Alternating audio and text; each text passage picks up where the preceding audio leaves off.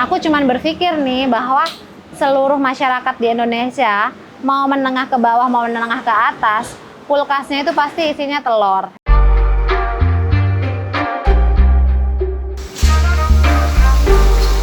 Waktu itu aku masih pakai mobil Grand Max Blind Van ya, buka kap, tulisin jual telur gitu. Dan ternyata sama Allah dinaikin lagi dong omsetnya 5 ton sehari rata-rata.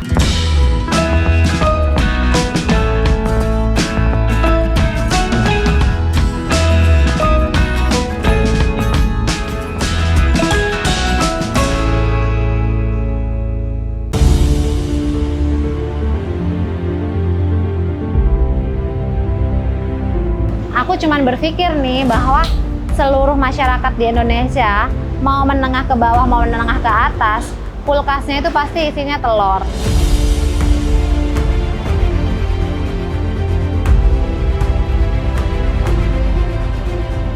Bisnis telur ini prediksi aku adalah yang long lasting dan tidak kenal namanya pandemi lah ya. Pandemi banyak bisnis yang bangkrut ya.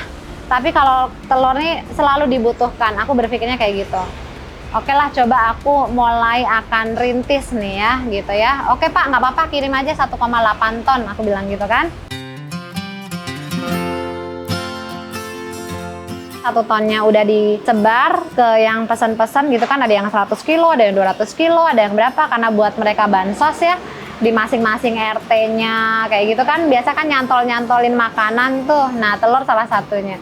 Setelah itu aku 800 kilonya challenging banget dong buat ngebuang kemana ini gitu kan ya.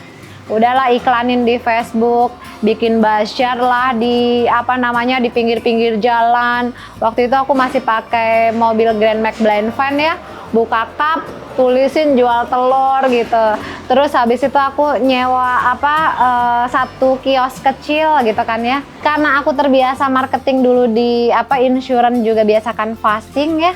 Akhirnya aku canvassing juga, keliling ke warung-warung dong. Aku bikin kartu nama dari warung 1, warung 2. Aku keliling aja tuh. Aku tawar-tawarin sambil bawa kartu nama, bawa telur. Ada yang nyangkut, ada yang iya. Pastilah ya. Sampai akhirnya telur itu habis.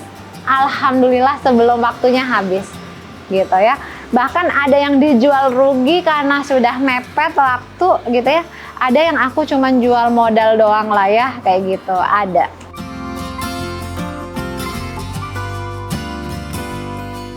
Setelahnya kan sudah membangun pasar ya, mulailah tuh orang repeat order, aku mulai belanja lagi ya kan, udah jadi tuh, pasarnya udah jadi.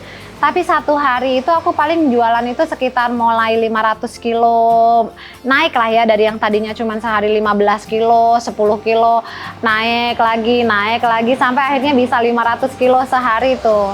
Tapi karena kita masih belum ngerti, masih handlingnya nggak tahu, dulu aku ngedatengin dari Batang itu dalam bentuk petian, masih di peti, bukan yang sudah di tray kayak gini ya. Ini kan safety ya, kalau ini tuh safety banget untuk di perjalanan jauh.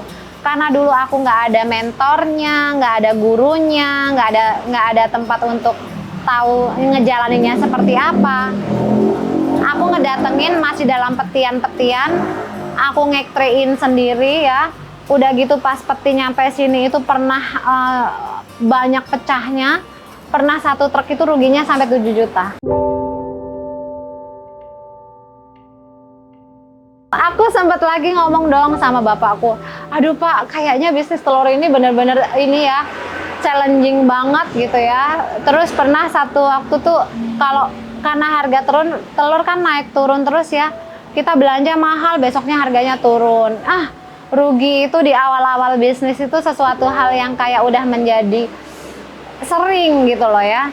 Terus sampai akhirnya 28 April 2021 aku kan mulainya sekitar Juni-Juli deh ya. Juni-Juli 2020 pas pandemi ya.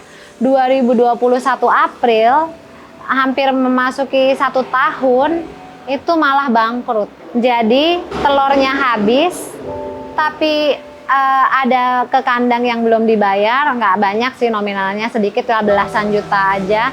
Terus gaji karyawan belum dibayar, tapi duit di rekening juga udah nggak ada, telur di toko juga udah nggak ada.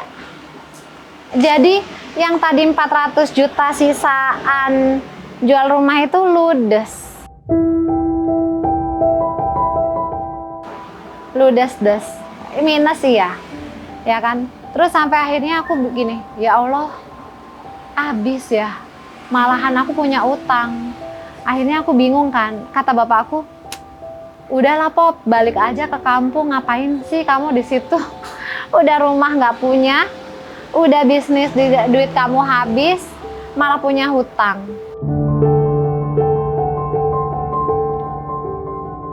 Terus aku bilang sama bapak aku gini, Pak, kontrakan toko ini masih ada waktu sekitar 4 bulan lagi, aku bilang.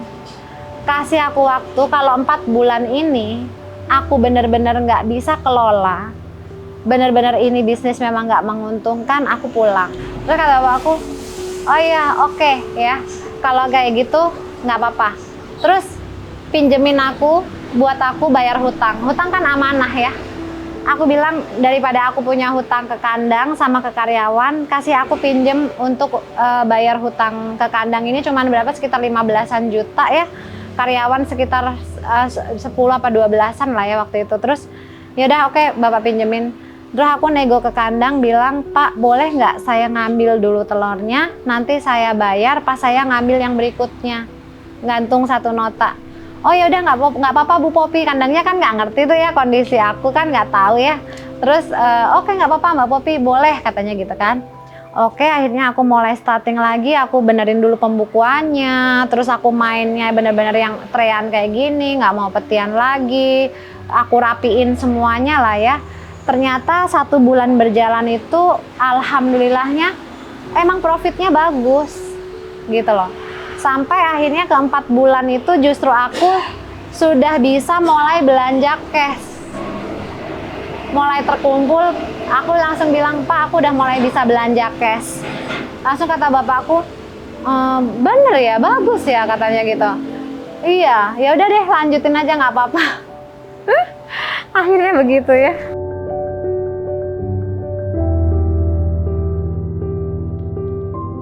Berjalannya waktu udah enak nih ya, udah main di 3 ton sehari rata-rata gitu ya.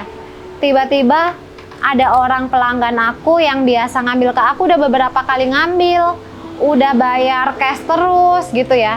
Tiba-tiba dia bilang, Bu hari ini aku bisanya transfer tapi sore, Ibu bisa nggak kirim pagi dulu tapi sore nanti aku transfer Bu, pasti kok gitu. Namanya kita sudah sama pelanggan, udah sering ngambil sama kita, trust kita udah dibangun dong sama dia. Taunya sore-sore itu dia nggak transfer. Udah gitu aku telepon nggak diangkat-angkat ya kan, sampai malam nggak transfer. Besok paginya aku suruh anak buahku, kamu ke tokonya deh, tagih aja. Pas dia ke tokonya, Bu tokonya tutup, nanya aja sekitarnya, ternyata dia sewa kan. Nah sewanya itu di sebelahnya, si yang punyanya itu ditanya, oh orangnya ini katanya pulang kampung, ada saudaranya yang apa gitulah ya, tapi di dalam tuh telurnya tinggal 10 ikat atau berapa gitulah ya. Terus udah gitu aku di bloknya, dia juga belum bayar kontrakan bulan ini kata si orang.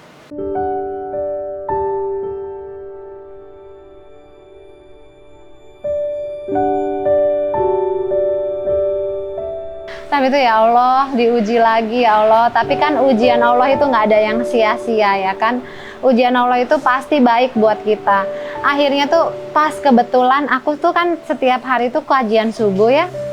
Nah pas kajian subuh pagi itu, setelah aku ketipu yang 45 juta pagian subuh itu, tiba-tiba tuh Ustadz Nuzul Zikri ya bilang, ketika kita diuji, kita ditipu sama orang, pas tentang membahas soal ditipu, yang pertama kita itu lagi dikasih doa yang mustajab, waktunya kita berdoa yang mustajab. Yang kedua bisa jadi yang pasti menghapus dosa-dosa kita.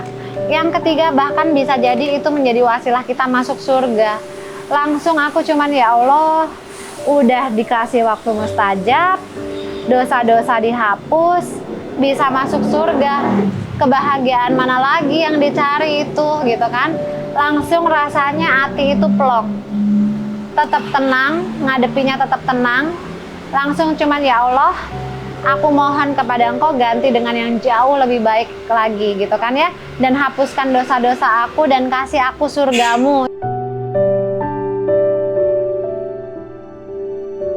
Habis itu tetap berjalan, aku tidak menyalahkan bahwa loh kita tuh udah sedekah subuh, kenapa Allah masih tetap uji? Enggak. Jadi nggak ada menyalahkan Allah. Paling takut tuh menyalahkan Allah, ya kan? Kata Allah, kalau kamu ingkar maka azabku sangat pedih. Aduh, nggak berani. Yang ada, even kita diuji, aku bersyukur. Terima kasih ya Allah sudah Engkau berikan ujian ini. Aku bersyukur karena aku mau mendapat tambahan nikmat-Mu. Ketika kita bersyukur kan Allah akan tambah nikmatnya ya. Jadi pada saat itu akhirnya aku langsung udah lillahi ta'ala aja, ikhlas sudah ya, ridho lah menerimanya. Aku ridho ya Allah, tetap jalanin sedekah subuhnya secara konsisten. Dan ternyata sama Allah dinaikin lagi dong omsetnya 5 ton sehari rata-rata. Ya bismillah, alhamdulillah. Dan scale up terus sih bisnisnya.